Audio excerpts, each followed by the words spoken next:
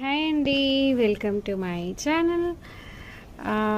ఈరోజు నేను తెల్ల గల్జేరు కూర కోస్తున్నాను మా తోటలో. చాలా అసలు చూస్తేనే ఎంత ఫ్రెష్గా అనిపిస్తుంది అంటే బాగుంటుంది. మీకు తెలుసా ఇది? సో దీన్ని మేమైతే ఊరికే తోటకూరలాగా వేస్తాను నేను. నాకైతే చాలా ఇష్టము. కొంచెం ఒక్కటే ఒక పచ్చిమిరపకాయ వేస్తాను నేను. ఎక్కువ కారం కూడా చేయను. నూనె పొడి ఎక్కువ వేస్తా. చాలా బాగుంటుందండి. మనకి తెల్లగల్జేరు మంచిది.